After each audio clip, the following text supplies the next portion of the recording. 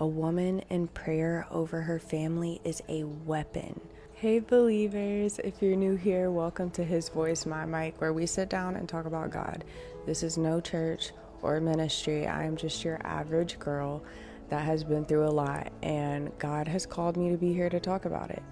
So I want to start off by saying thank you to all the people who have reached out or have just ran into me and encouraged what I'm doing here. I just want to say how much it truly means to me. Each one of you have lit a fire of inspiration inside of me. And with that being said, someone reached out to me about something that they were struggling with. They are going through spiritual warfare within their family, and it led me to today's topic. This hit close to home to me because I've experienced this as well. I feel like a lot of people do.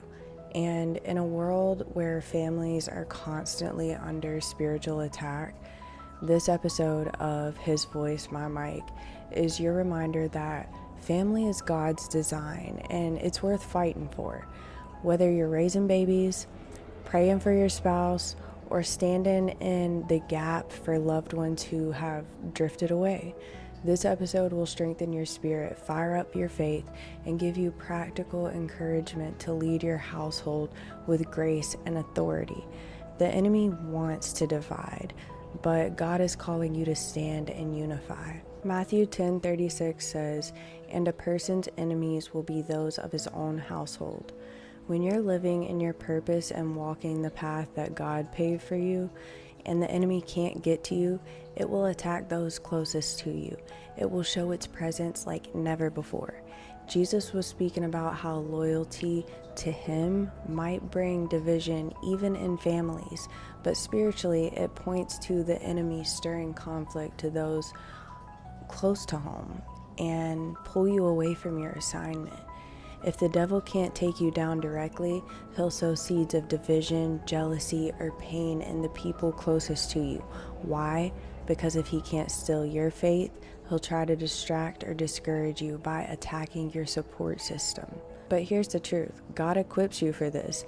You don't fight those people. You fight spiritually with prayer, discernment, fasting, and walking in love and truth. Job chapter 1 verses 8 through 12 says, "Then the Lord asked Satan, 'Have you noticed my servant Job? He is the finest man in all the earth. He is blameless, a man of complete integrity. He fears God and stays away from evil.' Satan replied to the Lord, 'Yes, but Job has good reason to fear God. You have always put a wall of protection around him and his home and his property. You have made him prosper in everything he does. Look how rich he is. But reach out and take away everything he has, and he will surely curse you to your face.' 'All right, you may test him,' the Lord said to Satan. 'Do whatever you want with everything he possesses, but do not harm him physically.' So Satan left the Lord's presence." Satan couldn't attack Job without God's permission, but once he had access, what did he go for? Job's children, his possessions, his health. He didn't start with Job directly. He started with his surroundings to try to get Job to break. I want to share a personal experience like this. When I met Kristan, our connection was different.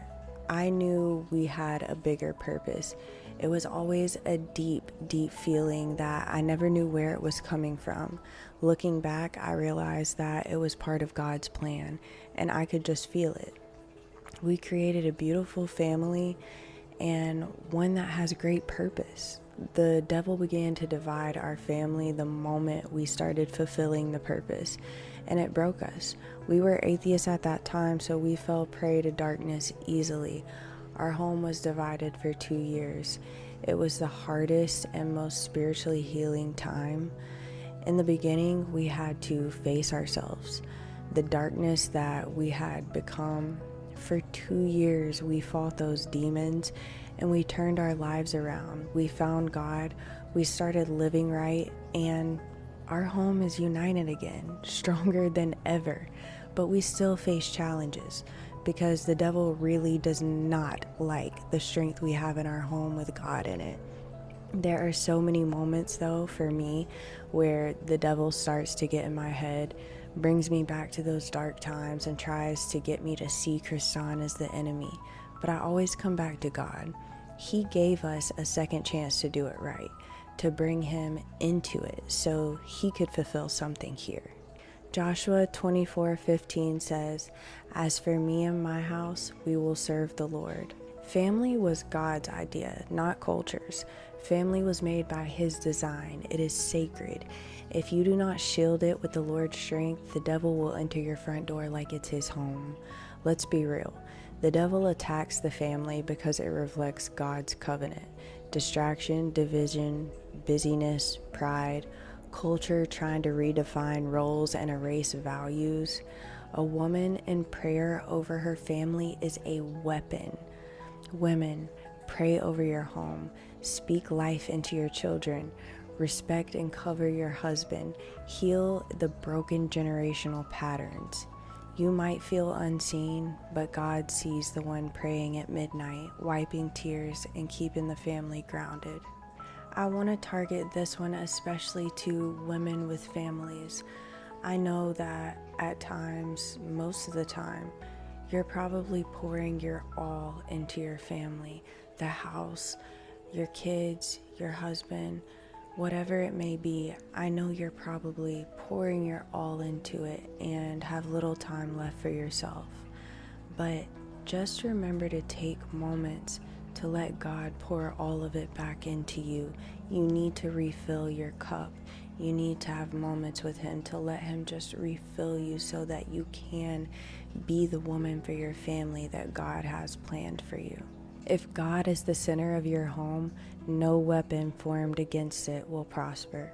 Thank you for tuning in to another episode of His Voice, My Mic. I'll see you in the next one. Peace and blessings.